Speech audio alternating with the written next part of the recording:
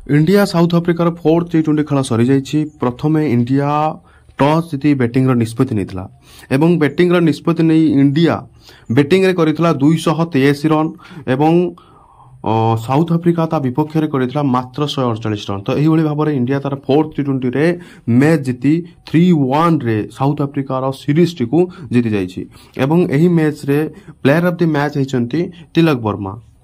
आसंतु देखिबा एही मैच रे को बैट्समैन केते स्कोर करिसन। इंडिया रो बैटर माने एही मैच रे बहुत बढ़िया स्कोर करचंती। आपण माने देखि पड़थुबे प्रथमे इंडिया तार बैटिंग करिके संजू सैमसन, अभिषेक शर्मा, तिलक वर्मा मात्र ए तीनोटी बैट्समैन इंडिया पई बैटिंग करचंती एवं संजू सैमसन मात्र 56 टी बॉल रे 109 रन मारिसंती जोथरे 9 टी छक्का एवं 6 टी चारि अछि।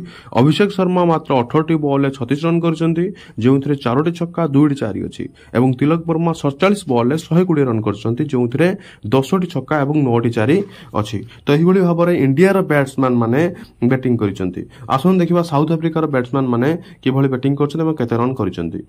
साउथ अफ्रिका रो बैटिंग कथा कहिले एहा बहुत खराब बैटिंग थिला जोटी कि आपनकर केवल स्टॉप्स मात्र 29 बॉल 43 रन करिसंती। डेविड मिलर 27 बॉल 36 रन करिसंती एवं मार्को जॉनसन 12 बॉल 29 रन करछंती किंतु अन्य कोनोस भी बैट्समैन एही मैच रे चली नाहंती। देखिबा जदी इंडिया रो बॉलर माने किभଳି एही मैच रे बॉलिंग करछंती तले बहुत बढ़िया प्रदर्शन करछंती इंडिया रो बॉलर माने। जदी देखिबा अर्शदीप सिंह मात्र 3 ओवर रे 20 रन दे 3 विकेट नैचंती। हार्दिक पांड्या मात्र 3 ओवर रे 8 रन दे 1 विकेट नैचंती। ता भीतर गोटे मेडन ओवर मध्ये अछि। रामदेव सिंह मात्र 3 ओवर 2 बॉल रे 42 रन खाइकी 1 विकेट नैचंती। वरुण चक्रवर्ती मात्र 4 ओवर पकई 42 रन खाई 2 विकेट नैचंती। रवि बिश्नोई मात्र 3 ओवर पकई 28 रन खाई 1 विकेट नैचंती। अक्षर पटेल 2 ओवर पकई 6 रन खाई 2 विकेट नैचंती। तो यही भाव में इंडिया रो बॉलिंग थिला।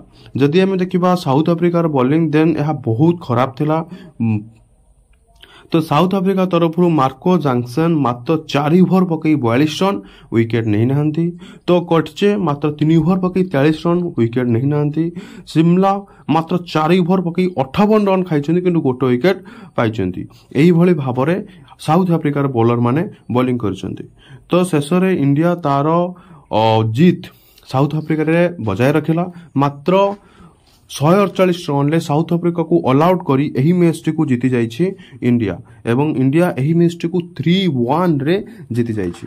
तो यही भली अपडेट जानिया पई मोर चैनल सब्सक्राइब करंतु। जते बेले भी किछि भी न्यू अपडेट क्रिकेट तरफ हो बा अन्य कोनोसी न्यूज़ तरफ हो एही चैनल ले मु अपडेट एही चैनल ले मु अपलोड करी। जदि आपण माने नोटिफिकेशन ऑन करी ऑल कर देबे ताहाले मु जते बेले वीडियो अपलोड करबी ताहार नोटिफिकेशन प्रथमे आपण माने पाई परिबे।